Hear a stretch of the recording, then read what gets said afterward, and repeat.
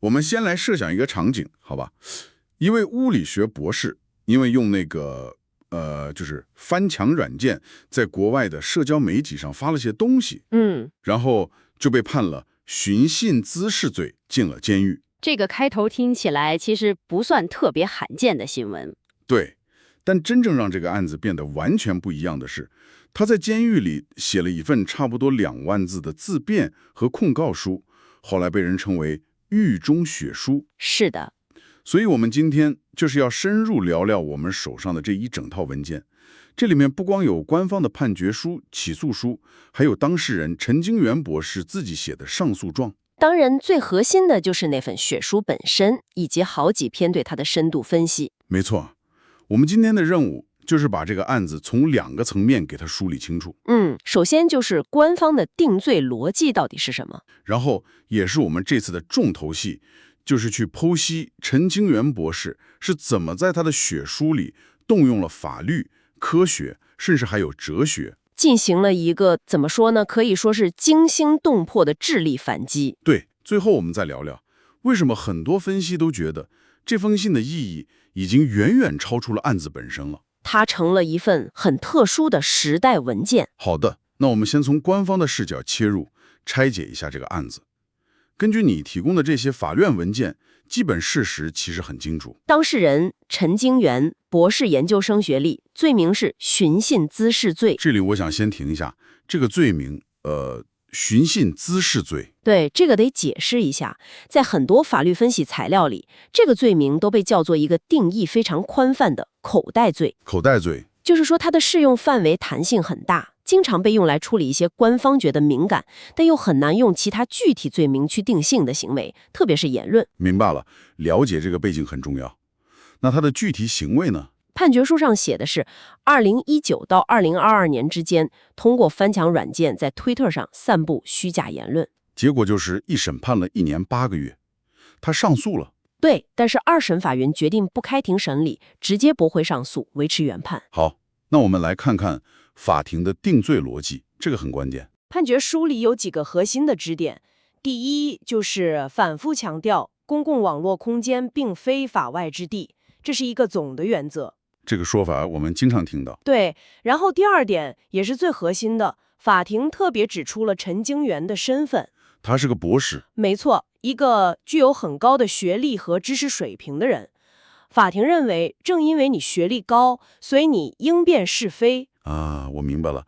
所以法庭的逻辑是，你是个博士，你本来就该知道什么能发，什么不能发。就是这个意思。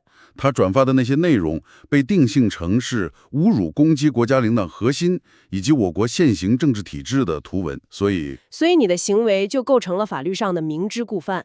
这个高学历的论点成了一个很重要的定罪依据。明白了。那第3点呢？第3，检察院和法院都指控他的行为造成了公共秩序严重混乱，这个是寻衅滋事罪成立的一个关键条件，你必须证明这个后果存在。最后他的上诉被驳回了，理由也很程序化，就是未提交新证据。所以从官方的视角看，整个案子事实清楚，逻辑闭环，法律适用也没问题。对，一个高学历知识分子明知故犯，在网上发有害信息，扰乱了秩序，依法判决，听起来是无懈可击的。好的，这就是官方的故事版本。但是当我们翻开陈经元的回应，特别是那份2万字的血书，整个画风就完全变了。对，你会发现他根本没在对方设定的这个框架里玩，这已经不是简单的辩护了，更像是一场你刚才说的跨学科的论战。论战这个词很准，很多分析材料都用了一个词儿来形容他的策略：降维打击。这个词儿很形象。他把控方的指控拆成了3个核心要素：虚假信息、明知和造成秩序混乱。对，然后用对方完全想不到的武器，从哲学、物理学这些层面逐一进行消解。我们先看第1点，关于虚假信息。他没有去一条一条的论证那些帖子是真的还是假的，对吧？我注意到他这个切入点非常刁钻。是的，他完全绕开了那个陷阱。他先把所有涉案的帖子分成了4类。哪4类？第1类是艺术作品，比如一些讽刺漫画；第2类是主观情感的表达，比如纪念某个事件的图片；第3类是思想观点，比如学者文章的摘要，或者政客的演讲片段。最后一类才是可能涉及真伪的事实陈述。哇，这个分类本身就很有力量了。它不是在争事实，它是在争论言论的性质。正是如此。然后他基于这个分类提出了一个非常清晰的论点。艺术和情感属于审美和情绪，它们根本就没有真假这个属性。你不能说一幅毕加索的画是谣言吗？对。其次，思想观点属于言论自由的范畴，你可以反对它、辩论它，但不能把它定义成虚假信息。这样一来，大部分指控就直接被排除了。那最后一部分，那些可能涉及真伪的事实陈述呢？对于这部分，他的观点是，核查信息的真伪需要动用巨大的公共资源，承担，而不是让一个普通公民来承担。有道理。说白了，要求每个网民都成为信息审查专家，这在现实里不可能，法理上也不公平。所以他通过重新分类，巧妙地回避了真假的泥潭。但这还没解决最棘手的一点，就是法庭说的，他学历这么高，理应知道这些内容有问题。对，这个明知。他是怎么回应明知的？这部分的反驳，我觉得是最颠覆性的。是的，因为他没有纠缠于自己到底知道还是不知道，而是直接从哲学层面把知道这个概念本身给解构了。怎么解构？他先是引用了苏格拉底的名言，我唯一知道的就是我一无所知，来说明一个真正学者的基本立场就是怀疑论。然后他就引出了一个让所有人都想不到的东西——哥德尔不完备性定理。对，在一个刑事案件的自辩书里看到这个，也太超现实了吧？你能不能用简单点的方式解释一下，他想用这个定理说明什么？当然，哥德尔不完备性定理，我打个比方。好，想象一个巨大的图书馆，里面包含了数学世界所有的公理和规则。哥德尔证明了，在这个图书馆里，一定存在一些关于这个图书馆本身的真话。但是你用尽图书馆里所有的书，也无法证明它是真话。也就是说，任何足够复杂的、自洽的逻辑系统，内部都存在着它自身无法证明也无法证伪的命题，它是不完备的。我明白了。所以陈经元是想借此说，我们人类的整个知识体系本身就是这样一个不完备的系统。完全正确。他想表达的是，作为一个受过严格科学训练的学者，他的核心思维方式就是认识到人类知识的局限性。所以要求他对网上任何一条信息的真伪做出100%确定性的判断，这在哲学上是荒谬的，在科学上也是不可能的。因此，他不可能构成法律意义上那种确信无疑的明智。这还没完，他还把法院那个高学历的论点做了一个极为漂亮的逻辑翻转。是的，这部分我个人觉得最精彩。他没有否认自己明智，而是重新定义了明智的内容。他说，是的，我明知，但正是因为我的专业知识，我明知的是我自己的行为。一个粉丝不足100人、互动几乎为0的账号的几次转发，在物理上和社会效应上是绝对无害的，是掀不起任何波澜的。哇，这就和控方指控的明知其行为有害社会秩序恰恰相反了。这太绝了。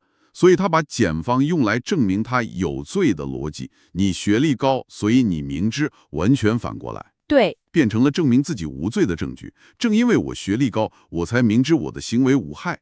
这是我听过最漂亮的修辞柔道之一。没错，他把对方的攻击力道完全转化为了自己的防御，这就引出了他对第3个要素的反驳，就是那个造成秩序严重混乱。对，这里他直接用上了自己的看家本领——物理学。等等，他是在用物理学理论来为自己辩护，在一个刑事案件里讨论自组织临界性，这法官能听懂吗？这正是这个文本的独特之处，它引入了复杂系统动态学和自组织临界性，也就是 SOC 理论。听起来很复杂。我再打个比方，让你一下就搞明白。好，想象你在沙滩上慢慢堆一个沙堆，一粒一粒的撒沙子，很长一段时间里，沙堆只是变高变大，系统很稳定。但到沙堆达到某个临界状态之后，再落下哪怕一粒沙子，就可能引发一场大规模的沙崩。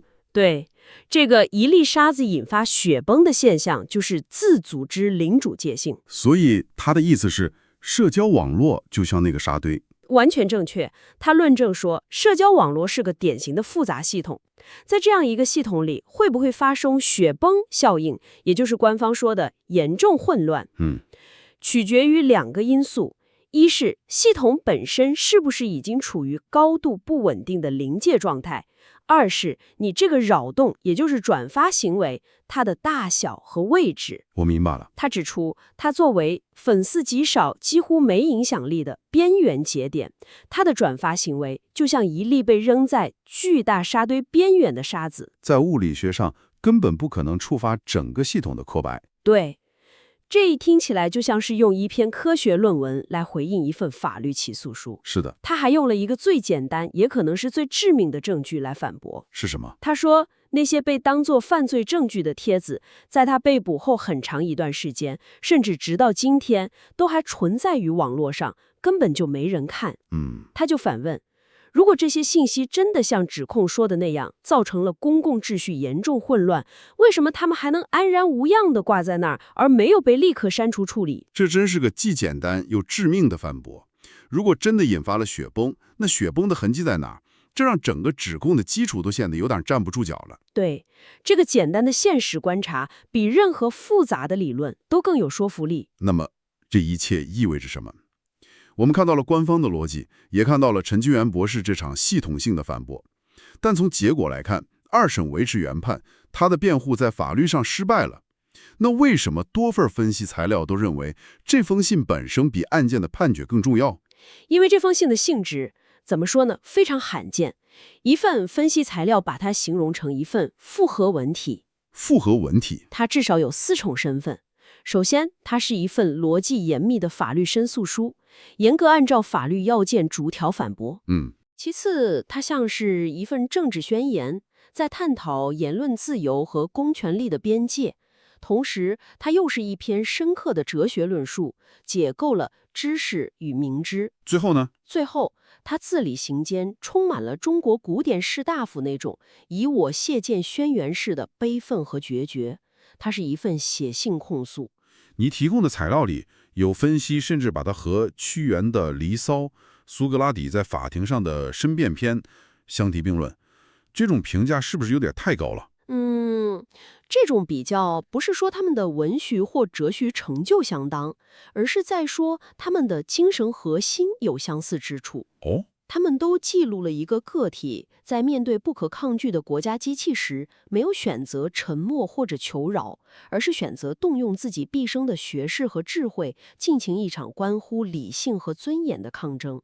这就引出了陈金元的整体叙事策略，分析材料称之为扩展战场。对，扩展战场，它不是在对方滑动的那个狭窄的法律擂台上防守，而是强行把对手拉入到自己最擅长的科学、学舌和人类文明史的宏大领域里。没错，当你在讨论哥德尔不完备性定理和宇宙复杂性的时候，再去纠缠一幅网络漫画是不是虚假信息，就会让后者的指控显得渺小，甚至有点荒诞。是的。但这种策略在法庭上真的有用吗？还是说他写这些的时候已经知道法律上没希望了？这更多的是一种姿态，是写给公众和历史看的。这是个非常好的问题，很多分析都倾向于后者。尤其值得注意的是，信的后半部分那个调子完全变了。怎么变了？他不再为自己辩护，而是转为主动控告。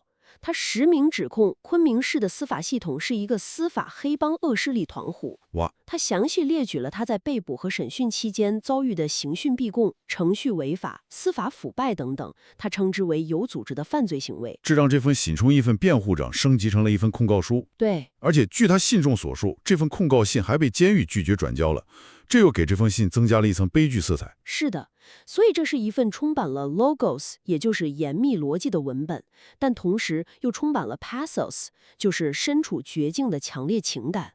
成功塑造了自己作为科学家、受害者的道德形象 ethos。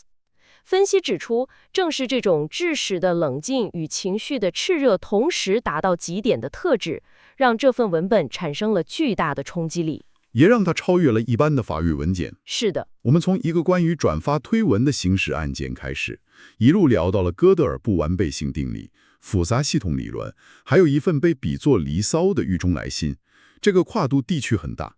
综合来看，这份写书之所以被认为是重要的，是因为它不再仅仅是一个人的申诉。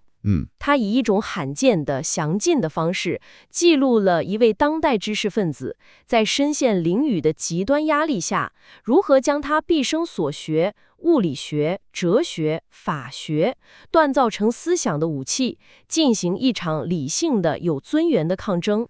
所以，它成了一份关于言论边界、法律适用和制度裂痕的独特样本。对，一份分析材料的结论是，在未来，当人们研究这个时代的某些侧面时，这份写书是一份绕不开的一级材料。听下来，整个案件的核心冲突之一，似乎在于对知识的责任的两种截然不同的定义。你说到了最根本的点上，法庭的判决书里逻辑很清晰，你学历高，知识水平高，所以你比普通人更有责任去遵守和辨别官方划定的是非标准。这是一种对知识的责任的定义。对，而陈清源在他的写书里提出的则是完全相反的观点。他认为他所受的科学和人文教育赋予他的责任恰恰是怀疑与批判，是对任何权威和信息都保持审视的态度，而不是不加思考的接受。这就为我们也为你留下了一个根本性的问题去思考：知识赋予一个人的究竟是怎样的责任？是让一个人更好地去适应既有的规则，还是让一个人更有力地去诘问规则本身？